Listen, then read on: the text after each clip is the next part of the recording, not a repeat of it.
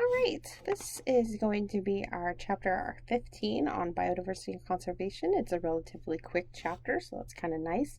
Your book starts out with then a story, a case study about amphibians, and we're seeing this big decline in amphibians, and so we're trying to figure out what is going on. You'll come across this patch where you've just got a whole bunch of frogs that are just belly up and have this weird white patch on them, and so really disturbing for sure.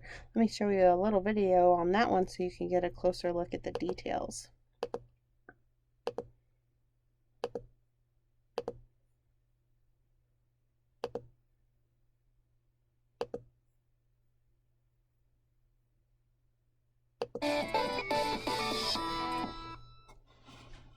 I admit it, we've given you some disheartening news lately about the fate of some of the world's coolest animals, like bees suffering from colony collapse disorder and North American bats dying in epic numbers because of the deadly white nose syndrome. Well, sorry, but we've got one more modern extinction risk that you should know about to round out our trifecta of doom: the worldwide amphibian decline. Amphibians include frogs, toads, salamanders, and caecilians. Many of these species live their larval lives in water and their adult lives on land, and they use their skin as a second respiratory system. Amphibians have been around for an estimated 350 million years, surviving the many harsh changes that smoked so many other animal groups along the way. But just over the last few decades, they've suffered sudden and serious declines, with nearly 170 species thought to have gone extinct. Today, of the more than 7,000 known species of amphibians in the world, an estimated 1/3 are now threatened with extinction. A recent study by the U.S. Geological Survey found U.S. amphibians are vanishing from their habitat at an average of 3.7% each year,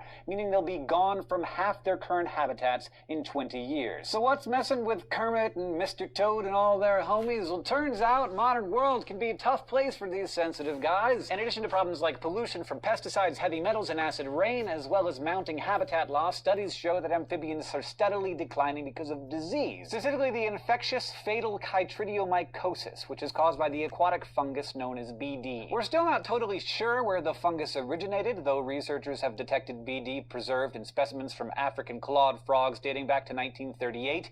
This was around the same time that these frogs were being shipped around the world for use, oddly enough, in pregnancy testing. So one theory believes that they are the source. Scientists recently sequenced the genomes of nearly 30 BD strains from around the world, and in doing so realized the evolutionary history of the fungus is more complex than they originally thought. So more research is needed before we have any concrete answers regarding its origin. But BD is one bad dude. In just the last 3 decades, it's caused the infection of at least 350 species, many of which are now extinct, in what may be the greatest disease-caused biodiversity killer in recorded history. It works by infecting the amphibian's superficial skin layers that contain the protein keratin. This leads to a thickening or hyperkeratosis of the skin and increased sloughing or shedding of the skin. An amphibian's skin is one of its most vital organs. It's thin and permeable and involved in hydration, thermoregulation, and respiration. Many species breathe at least partially through their skin. The skin also absorbs vital electrolytes like sodium, magnesium, and potassium, but when BD interferes with the absorption, it can cause nutrient deficiencies that ultimately lead to death by cardiac arrest if the infection hasn't already made the animal so weak that it either starves to death or is eaten. BD has been found on every continent but Antarctica, which, there are no amphibians there, so scientists aren't sure how the fungus moves through an environment on its own, but evidence shows that it gets a lot of inadvertent help from us humans, mainly through the international amphibian trade, for use as exotic pets or human consumption, particularly frogs' legs. Climate change may also be aiding in the spread of BD. Warming temperatures, extended droughts, and general changes in the timing and amount of precipitation will affect the life cycles of amphibians all over the world. Plus, as temperatures warm, many plant and animal species shift their ranges to higher elevations. Infected amphibians migrating to these new territories bring the fungus with them and infect new populations. So the world's amphibians are in crisis mode, but like with the bat catastrophe, there are at least some things that you can do to help stop the spread of the disease and slow their decline, like cleaning your boots and gear with a bleach solution after mucking around in ponds and marshes, and not using amphibians as bait if you're into fishing. Also, definitely not releasing your little sister's pet frog into the wild if she gets bored with it. Do it for the newts. Thank you for watching this episode of SciShow, and thanks to our cameo from Craig Wheezy Waiter Benzine. If you want to continue getting smarter with us here at SciShow, you can go to youtube.com/SciShow and subscribe. Okay, so you saw there where it was a wide variety of different things that was causing this decline, and your book goes ahead and talks about some of those in more detail here. So let's take a look at that. Okay, so again, at least 42% are declining, and we think that some are actually threatened, and we'll talk about that distinguishment here in a second. So we'll talk about what it means to be an extinct species or an endangered species or a threatened species. And then we do feel like there are several that have gone completely extinct. So that's very, very sad. So this is within like the time span of your parents, from this point, and it's really a relatively short amount of time that we see these big declines. All right, so again, what are the combination of factors? It's a whole bunch. So it looks like it's kind of a perfect storm of events. Habitat loss, pollution, that chytridiomycosis. So here's what it looks like then, that actual fungus. The fungus does have a little tail flagella, so it can swim in the water, and it's a huge problem. We also have problems then with that UV radiation that we talked about in chapter 9, and we have then issues possibly with climate change. So it's this really big issue where we've got several factors that are all coming together and creating then this very sad reality of losing all of these amphibians. Here you can see where we have the threats to the amphibian species. Habitat loss is a big one. Pollution also very bad. But again, it's a combination of things, so it's very tricky to put your finger on any one thing to fix. So we definitely want to keep our eyes peeled for that, see if there are things that we can do to help that out. Be a sad day to go out in the nighttime and not hear a lot of frogs. I feel like that would be quite sad to have them all go away. Okay, so now let's talk a little bit about some of the key terms that exist in this chapter.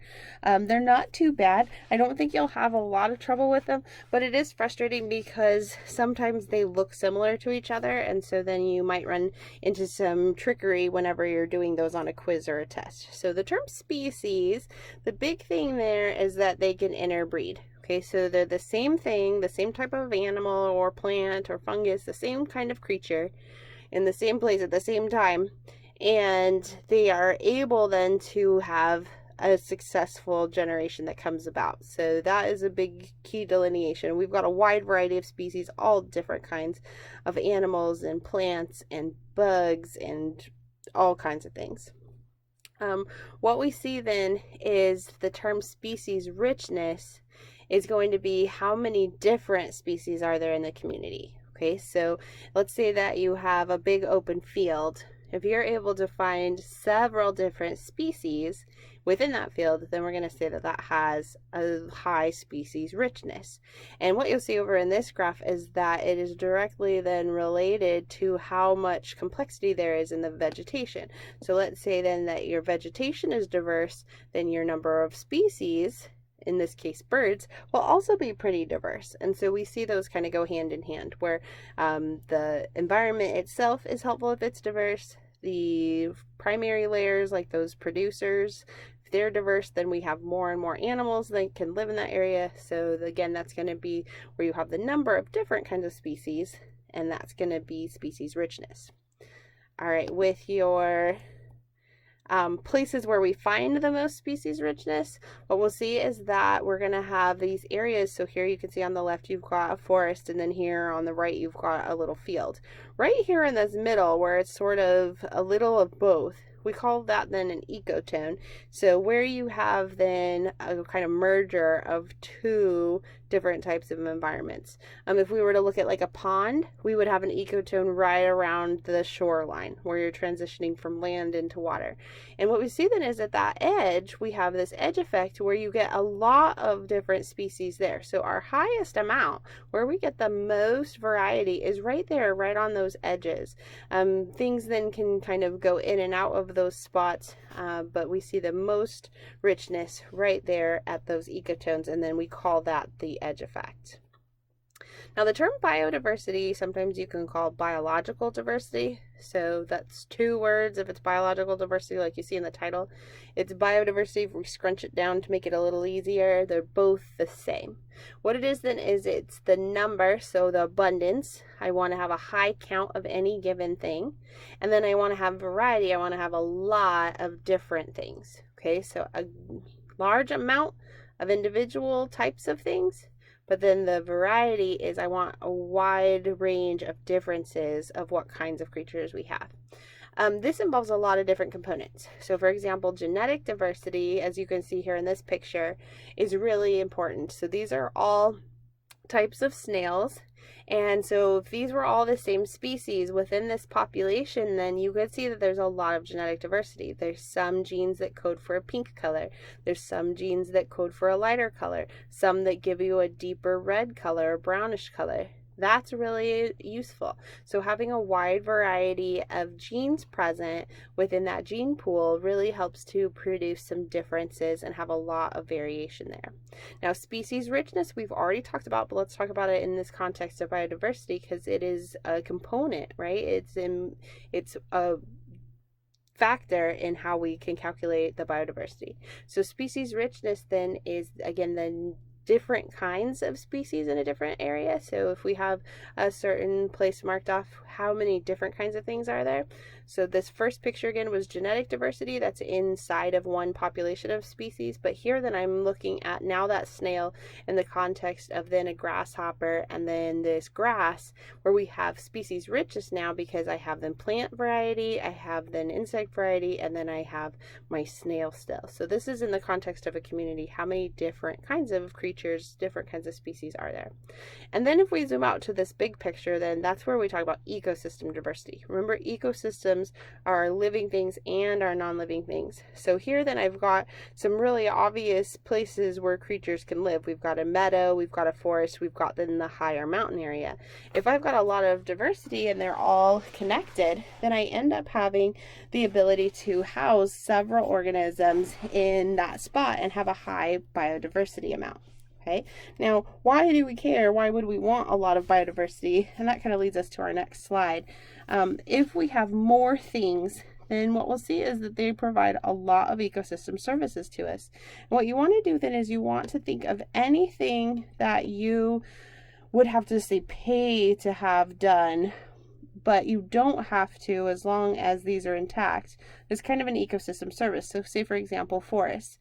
These help purify the air and water. If you don't have the forest, then you're going to have to sort of mechanically purify the air and water. The freshwater systems, you have then flood mitigation, you have pollutants that get removed. You would have to man-make things to then mitigate floods or remove pollutants. So you sort of have to be mechanical to do that.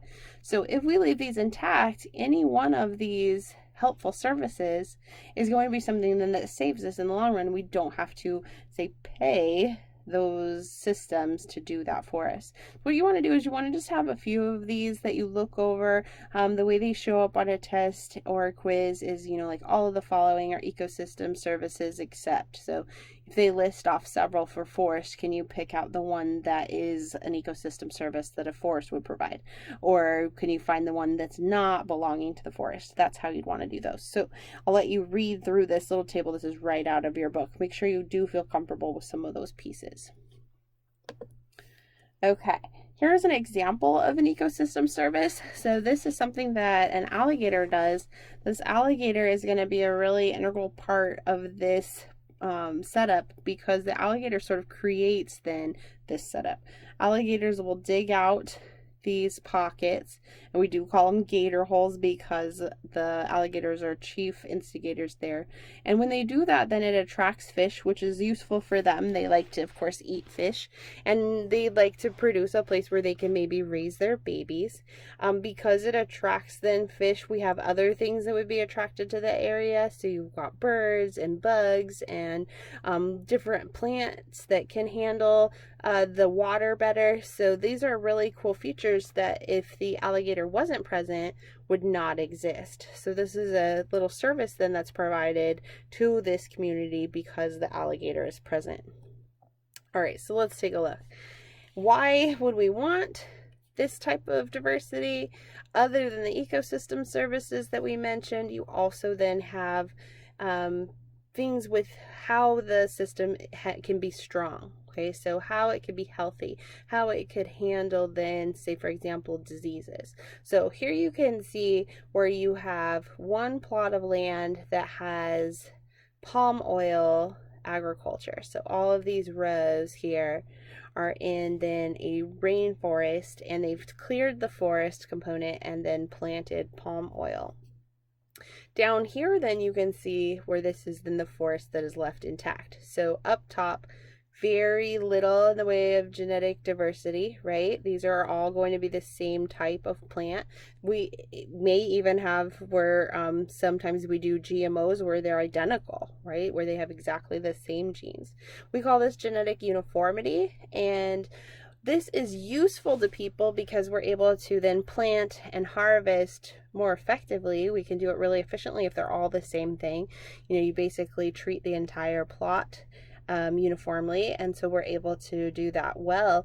But the problem is that then we're setting ourselves up to be constantly under the pressure of pests and diseases. So I want you to think real carefully. Think about any type of agriculture that we have right now. So picture any field that we have right now that if we didn't have people to maintain it would stay the same after, say, 50 years.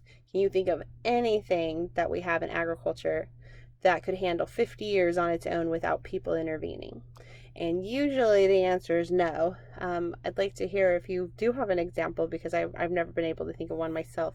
And that's because what we create is better for people. We're able, again, to be effective at harvesting and feeding people. But it is inferior and will be out-competed by the native species if people aren't there to maintain it. So weeds, pests, diseases, this uniformity makes it much more susceptible to those. And so in agriculture, that's a constant battle where you're constantly trying to fight pests, both like insects as well as weeds, and then you're also fighting diseases at a regular speed. And again, if people left and walked away, that would not keep itself maintained like this, because in the scheme of which would compete more, having the greater diversity, those natural native species would definitely outcompete. So what we're looking at then is if we have diversity, what happens is you end up where the stronger, better suited individuals to their environment survive. And so that's where we bring in this idea of evolution. Can we learn from biodiversity? Can we learn from evolution? Can we adopt different mechanisms of achieving our food, of achieving our agriculture without compromising then biodiversity? Do we have to always go this route? Do we have to always do genetic uniformity? Because if we can figure out a clever way to incorporate more biodiversity, then we won't have the same problems with pests and diseases. The whole system will be stronger as a result. Okay, other reasons why we would want to care about species richness and biological diversity. We have a lot of organisms then that serve great purposes for us. So one of those then is in pharmaceuticals.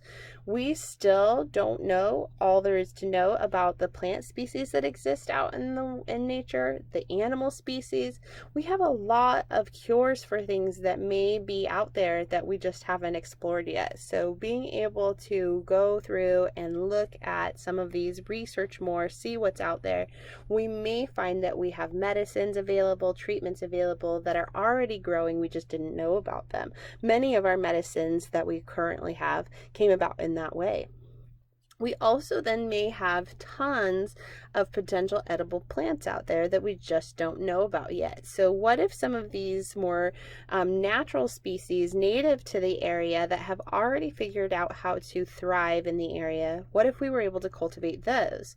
So instead of us bringing in what we want, maybe we start looking at some of these native species and see if they are a possible food source that are already better suited to the environment. So that's kind of a cool thing to think about there. We also have a huge variety of things that we use. sorry, that we use for textiles. So we've got a lot of dyes and we've got a lot of fabrics. We've got all kinds of substances then that we can use for making clothing or making things like papers or perfumes. And so we want to make sure then that we're not eliminating all of our sources of those, that we're using those in a sustainable fashion. Then we just have the aesthetics of it. And some people argue that this may not be necessary, but I really beg to differ. I think that's just good for your soul. I'm going to show you some of my most favorite pictures, and you'll notice then that we want to, if nothing else, just keep these just so that you have a place where you can go and it's not completely, human run or manipulated. It still possesses that natural aspect. So just enjoying things for their recreational purposes or to inspire artwork or poetry or songs, or if you are a religious person, to have that kind of outlet where you can go and practice some of those things in nature is really critical. Here's some beautiful pictures of scenery. Again, I just pulled some of my favorite beautiful places here.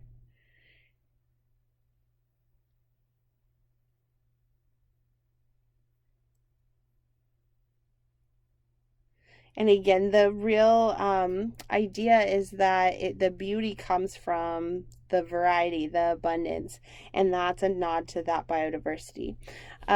We mostly, so if we were to take a survey of the general populace, people would be like all for biodiversity, like, yeah, let's rally to protect biodiversity. And I think most people do genuinely feel that way.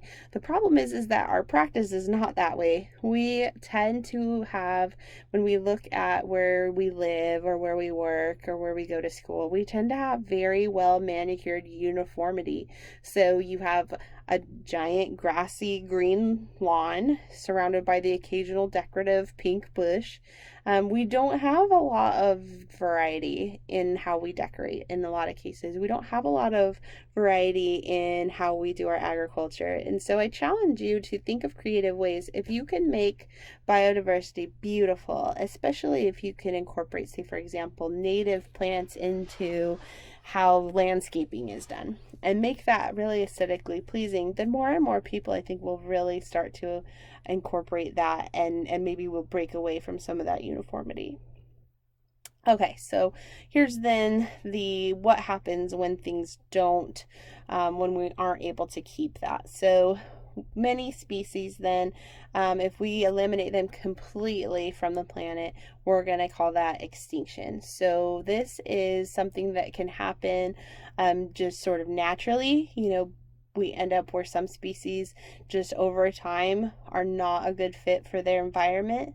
So that can happen. But what we see is that human activities have made extinction happen much more accelerated. So we expect then your extinction due to human activity to be 100 to 1,000 times more than what that background level extinction would be, that natural rate. So this is something that we want to really work on as people and make sure that we're doing a good job of being stewards to the world. So the next tier then, so this is of course the most dangerous, right, where you completely get rid of something. Endangered, though, is just one step back from that. This is where they could become extinct really soon. So there do still have some species that are representing the population, but they have really, really a danger for becoming extinct. And then one step back from that, we have threatened. This is basically on track to become endangered, then to become extinct. So these are then, it'd almost be like,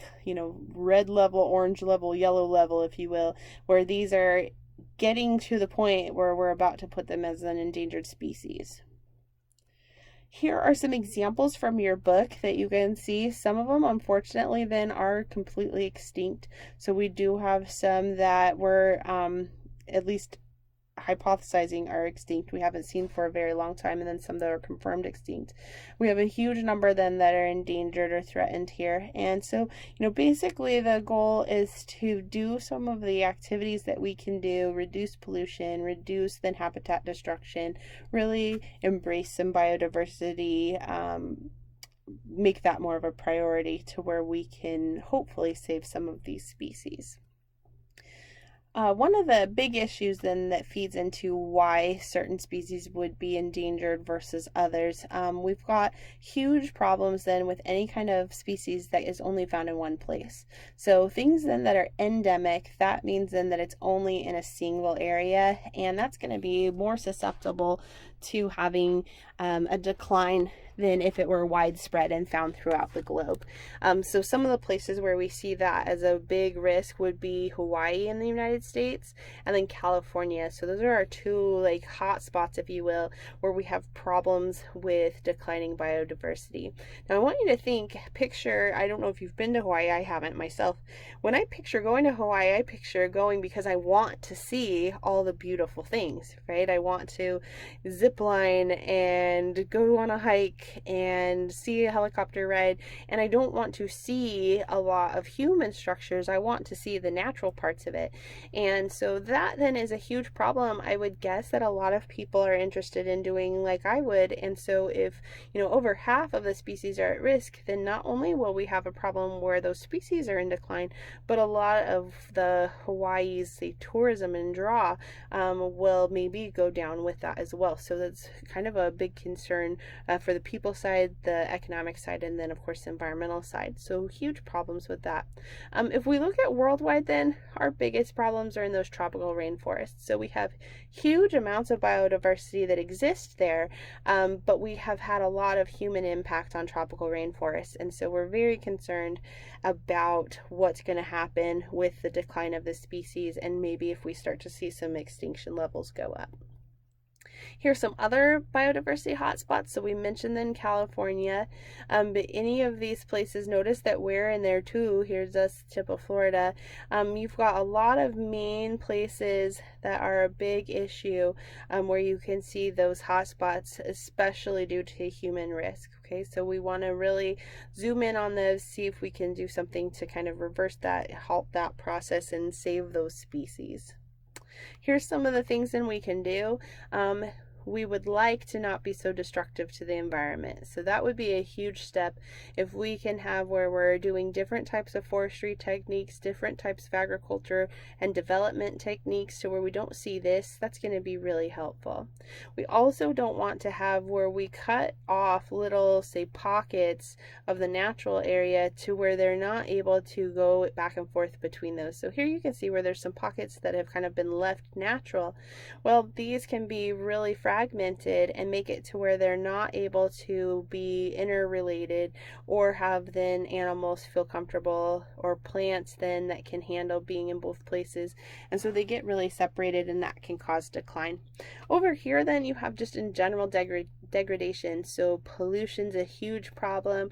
Here you can see where it's just basically been a dump of some sort. As best we can, we want to avoid doing those kind of things to our environment, really protect those species. Okay, another big human-caused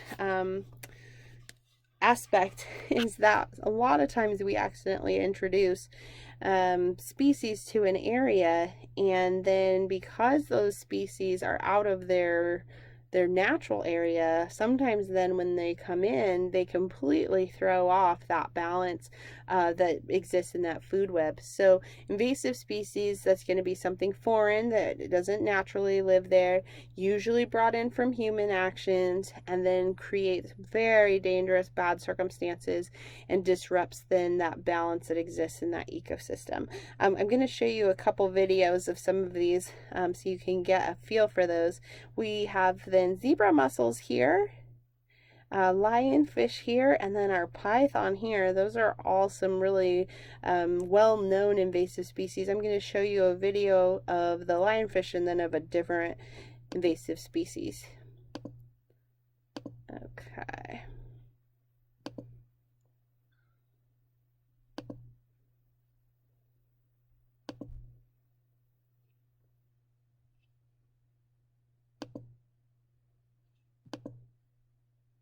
All right, so this is a little documentary that PBS put together on Florida and how it's handling then the invasive lionfish. And this is really close to home, so this is largely filmed outside of Boca Raton. Coast is one of the most popular dive spots in the world. home to the only tropical coral reef in the continental United States.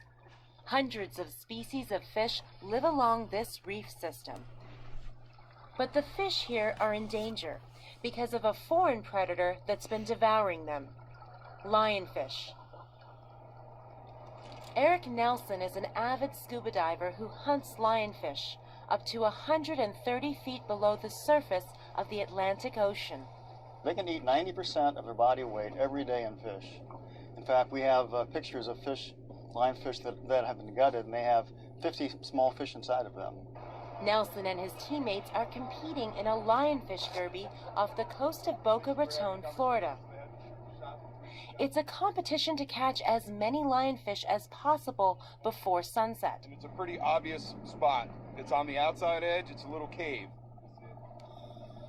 The boat's captain, Paul Varian, is a commercial fisherman who's been diving these waters for 16 years.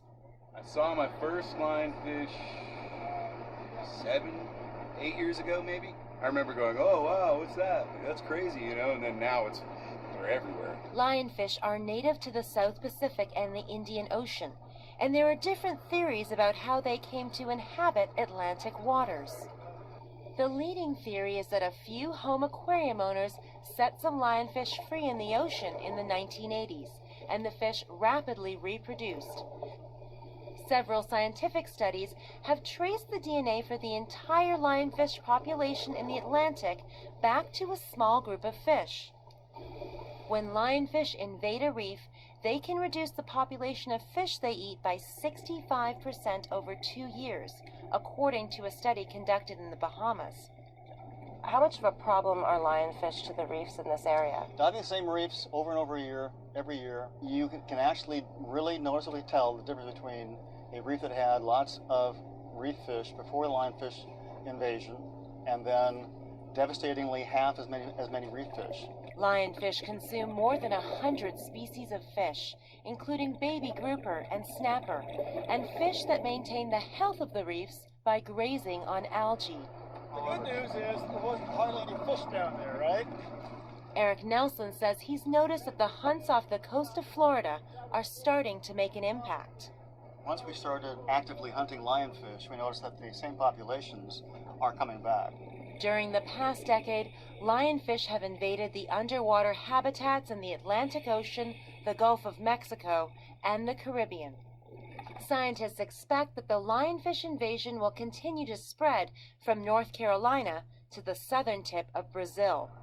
One reason for the rapid lionfish invasion is that they are fast breeders, laying more than 2 million eggs every year. Lad Akins oversees the lionfish program for Reef Environmental Education Foundation that is dedicated to marine conservation. Well, the marine environment is a very complicated, interconnected system. And it's taken thousands of years for things to work their place out in balance. And when you introduce a new piece to that puzzle, it disrupts the entire system. Because lionfish are not native to the Atlantic, they don't have natural predators here. Akins says when you combine that with their voracious appetites, lionfish wreak havoc on underwater habitats. And lionfish have been found as deep as 1,000 feet in the ocean. With the impacts we're seeing in our shallow waters, we don't know how bad this is going to get. So our entire marine ecosystem is at risk.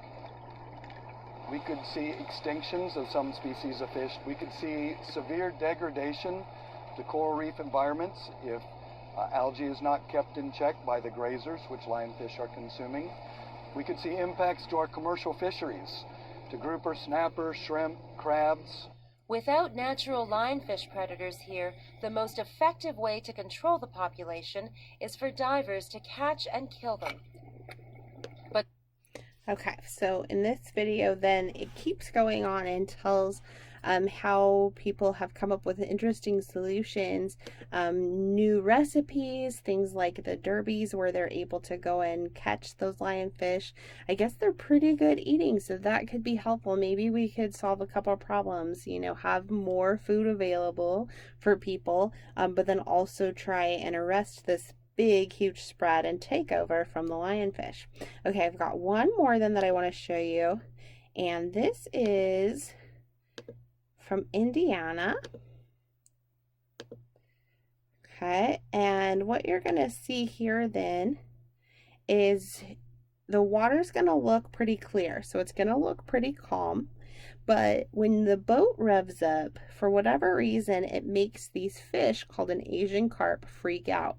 Now, the Asian carp then is not supposed to be there, and it's causing major problems in the freshwater, just like the lionfish was causing major problems in the saltwater. So you got to check this out. It makes the fish really crazy, and then you get a real feel for how many there are here. They have really high abundance in this area, and that could be a big problem. Oh, yeah, look.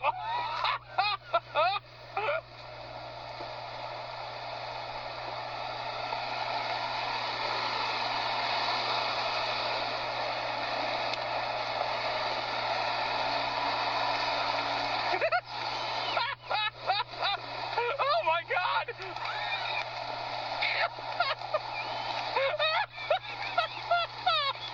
Oh, shit.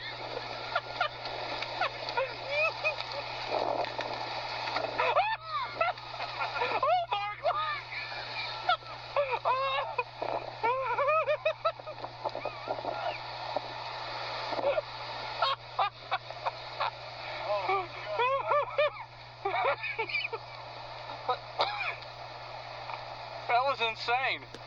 Okay, so you're tempted to think, all right, they just passed by an area that has a lot of this fish, not a big deal. But you'll notice again, here they're going to rev their engine up again, and you'll be able to see the same thing happen. So they're really all throughout this waterway. It's just that you don't know that they're there until you rev the engine of the boat up, and it makes them kind of freak out and jump out of the water. So here you'll see them again. See, a shotgun would be... Look at all of them. They're still doing it. This would be better than skeet shooting. Oh, my God. Let's see if we can. We got to do that again. See if we can kick up some over here.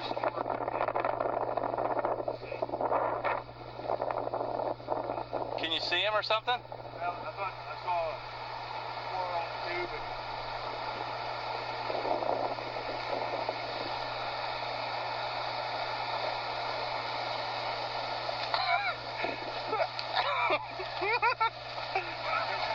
My God! Oh, shit!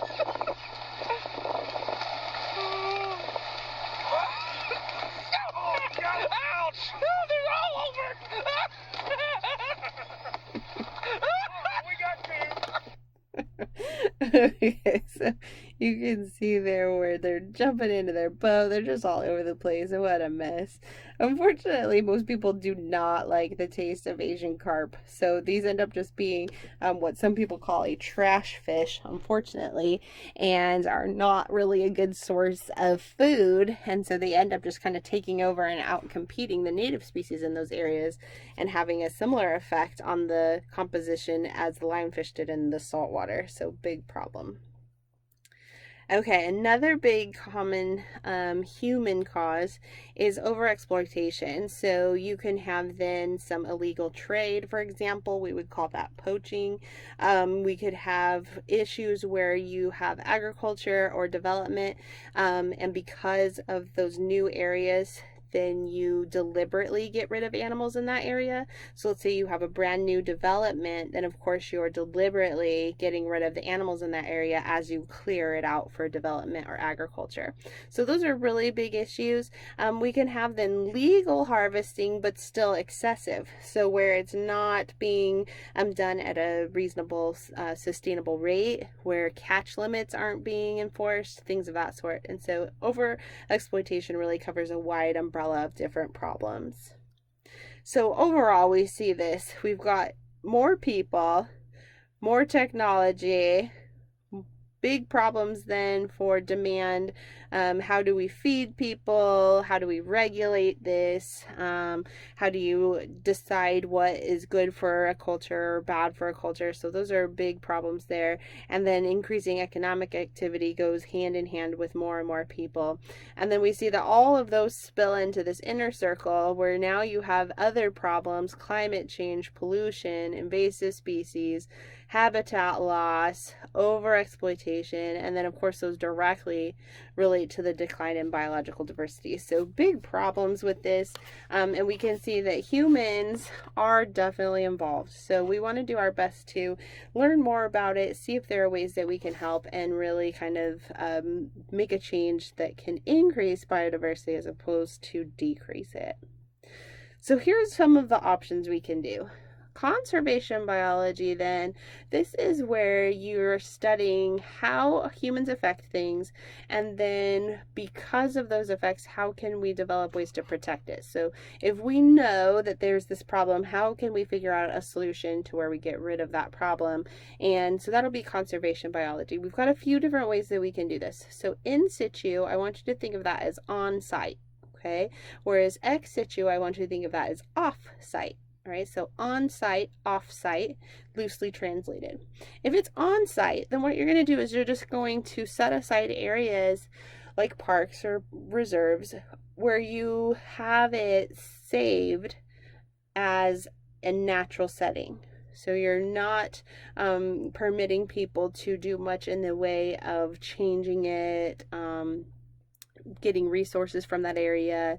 You're allowing maybe some people to go through and walk or enjoy it, but we're not seeing development, we're not seeing mining, we're not seeing oil extraction, we're not seeing things like that. And so that would be where you're just setting aside areas basically as parks and reserves. Now off-site is going to be something like a zoo. So captive breeding programs, taking then the organisms away from their natural setting and then trying to cultivate a population that's off-site.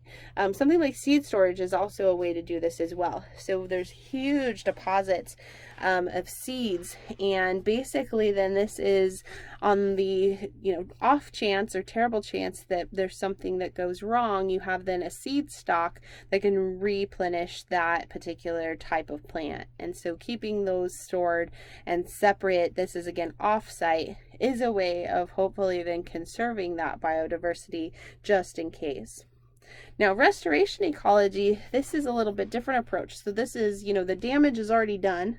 So where conservation biology is trying to keep it from happening or, halt it, restoration ecology is where the damage has already been done. It's already happened.